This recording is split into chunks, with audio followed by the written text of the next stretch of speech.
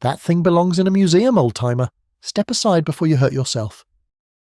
The young Marine's words cut through the morning air at Camp Pendleton's heritage range like a blade.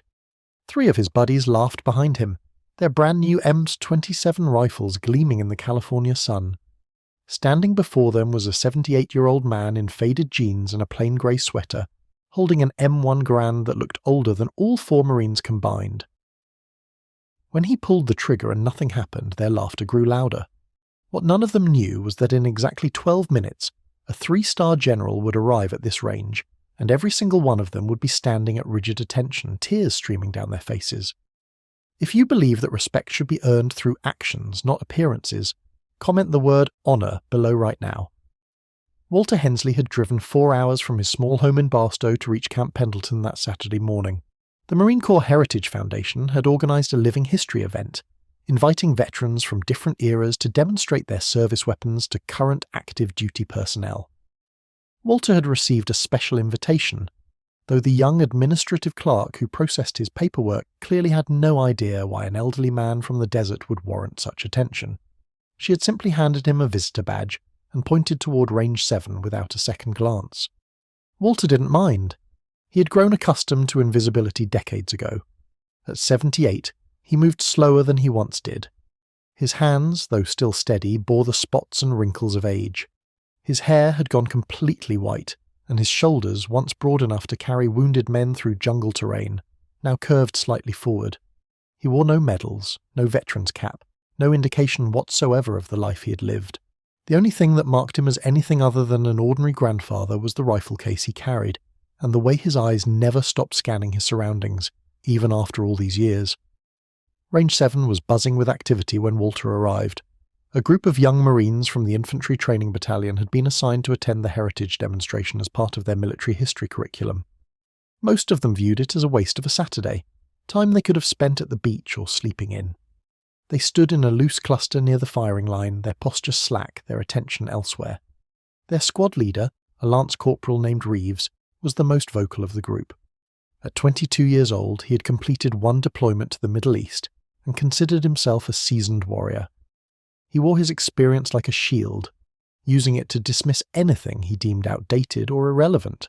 When he saw Walter approaching with his rifle case, he nudged the Marine next to him and smirked. "Check out Grandpa over there. Bet he's got a musket in that case." The others chuckled, not bothering to lower their voices. Walter found his assigned station and carefully opened his case. Inside, nestled in custom foam, lay his M1 Garand. The rifle was immaculate, its wooden stock glowing with decades of careful maintenance, its metal components oiled and preserved with obvious devotion. Walter lifted it out with the reverence of a man handling something sacred. He had carried this exact rifle through some of the worst fighting the world had ever seen. It had saved his life more times than he could count, and he had saved others with it. Every scratch on the stock told a story. Every worn edge represented a moment that had shaped him. To Walter, this wasn't just a weapon. It was a piece of his soul, made physical. The range safety officer, a gunnery sergeant named Patterson, called for the demonstration to begin. Several other veterans had set up at different stations along the line. There was a Korean War veteran with his M1 carbine, a Vietnam veteran with his M16A1, and a Gulf War veteran with his M16A2. The young Marines shuffled between stations with minimal interest, asking perfunctory questions and checking their phones when they thought no one was watching. When they reached Walter's station, Lance Corporal Reeves crossed his arms and looked at the M1 Garand with theatrical disdain. "So, this is what they used to fight with? Must have been rough going into battle with antiques." His friends snickered behind him. Walter simply nodded. This rifle served through World War II and Korea. 8 rounds of .30 caliber ammunition in an in-block clip, semi-automatic fire, effective range of 500 yards in trained hands. Reeves rolled his eyes. "Yeah, I read the Wikipedia article too, Gramps. Can you actually shoot it, or is it just for show?" Walter's expression didn't change. He had faced far worse than arrogant young men with too much confidence and too little wisdom. He simply turned toward the target, brought the rifle to his shoulder, and squeezed the trigger. Nothing happened. The firing pin clicked on an empty chamber, but no round discharged. The rifle appeared to have jammed before even firing its first shot. The laughter from the young Marines was immediate and loud. Reeves slapped his knee and pointed at Walter. "Oh man, that's priceless. The thing doesn't even work. I told you, museum piece." Another Marine chimed in. "Maybe it needs a crank to get started." Their mockery echoed across the range, drawing attention from the other stations. Walter remained perfectly still, the rifle still at his shoulder. His eyes were fixed downrange, his breathing controlled and steady. Gunnery Sergeant Patterson began walking toward the station, concerned that there might be a safety issue with the antique weapon. Then Walter moved. In a motion so fluid and practiced that it seemed almost inhuman for a man his age, he cycled the operating rod, ejected the empty chamber indicator that had been properly inserted to show the weapon was clear, and reached into his pocket. He withdrew a single N-block clip loaded with 8 rounds and inserted it into the receiver with a distinctive click. The young Marine's laughter began to fade as they watched. Walter's entire demeanour had changed. His shoulders were square now, his posture ramrod straight. The slight curve of age had disappeared, replaced by something harder and more focused. He looked through the iron sights at a target 300 yards downrange, a distance that most of the young Marines struggled to hit consistently, even with their modern optics. Then he began to fire. 8 rounds left the rifle in under 6 seconds. The ping of the ejecting clip rang out as the last round fired. Downrange, the silhouette target had been transformed. Every single round had struck within a 2-inch grouping dead center mass. The grouping was tighter than most of the young Marines could achieve at 100 yards, let alone 300. The range fell completely silent. Walter lowered the rifle and turned to face the young men who had mocked him. "The M1 Garand doesn't jam," he said quietly. "I had it cleared and safe, as per range regulations. That indicator you saw was doing exactly what it was supposed to do. The rifle worked perfectly, as it always has." His voice carried an edge now, something cold and tempered. "Just like the men who carried it." Reeves opened his mouth to say something, but before he could speak, the sound of approaching vehicles drew everyone's attention. A convoy of 3 SUVs with military plates was pulling up to Range 7, which was unusual for a simple heritage event. Gunnery Sergeant Patterson's eyes went wide when he saw the flags on the lead vehicle. He immediately shouted for everyone to fall in. The young Marines scrambled into formation, their mockery forgotten, replaced by the instinctive response to authority that had been drilled into them. From the lead vehicle stepped Lieutenant General Marcus Cole, Deputy Commandant for Training and Education, one of the highest-ranking officers in the entire Marine Corps. He was in his early 60s, his uniform immaculate, his chest heavy with ribbons and medals. Behind him came 2 full colonels and a sergeant major, their faces stern and formal. Patterson looked like he might faint. A 3-star general didn't just show up at a routine range event without warning. General Cole ignored the formation of young Marines entirely. His eyes swept the range until they found what they were looking for. When he saw Walter Hensley standing alone at his station, still holding the M1 Garand, the general's stern expression cracked. Something that looked almost like emotion flickered across his face. He walked directly toward Walter, his entourage following behind.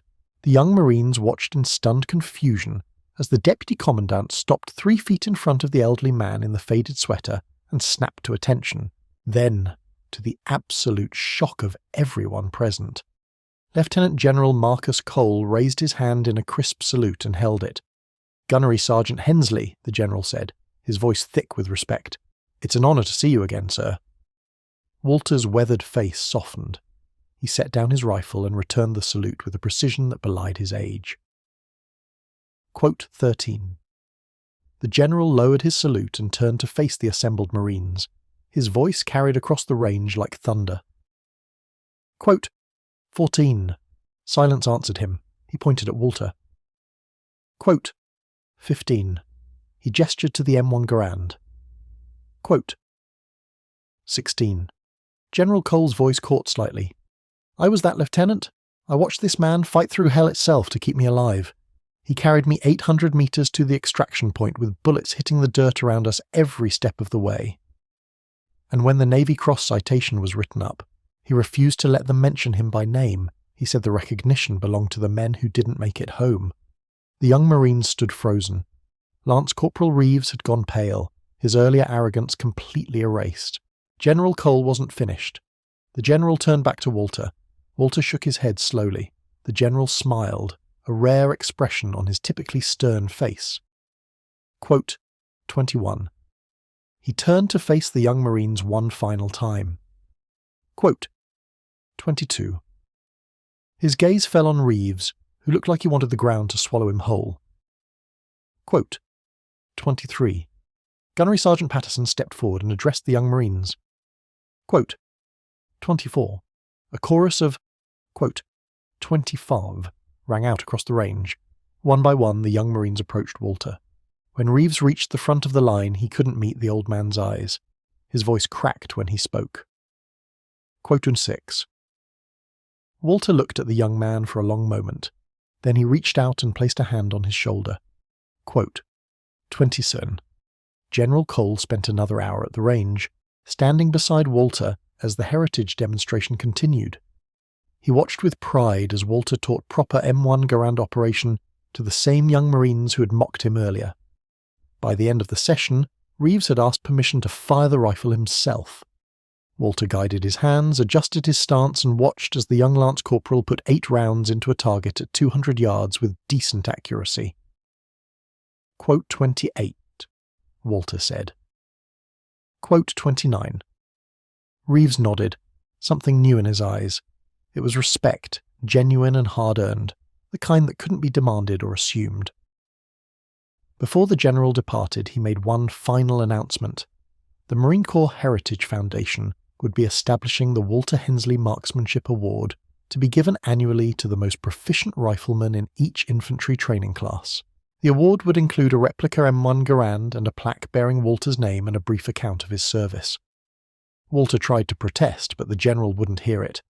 You've spent 50 years avoiding recognition, Gunny.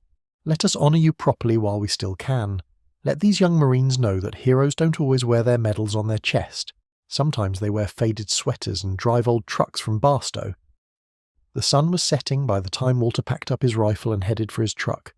His body ached from the long day, but something inside him felt lighter than it had in years. As he reached his vehicle, he found Lance Corporal Reeves waiting for him. The young Marine stood at attention until Walter waved him at ease. Gunnery Sergeant, I wanted to ask you something, if that's okay. Walter nodded. Why didn't you ever tell anyone? All those years, all those things you did. Why keep it quiet?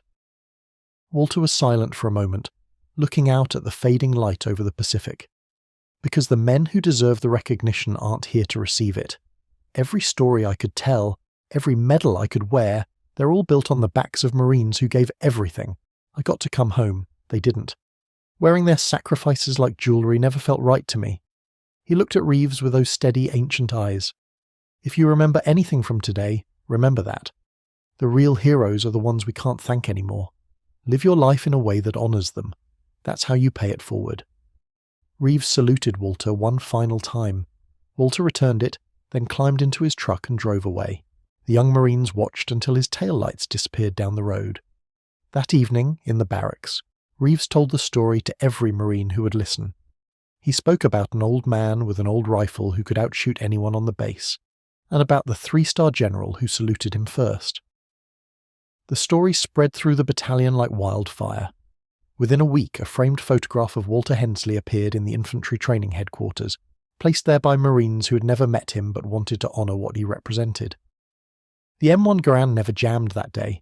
It worked perfectly, just as Walter knew it would. Because some things never fail, not when they're maintained with love, operated with skill, and carried by someone who understands their true worth. True respect isn't given, it's proven.